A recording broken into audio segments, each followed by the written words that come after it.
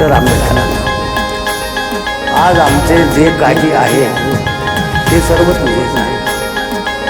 आज आमचे जे काही आहे ते सर्व तुझेच आहे.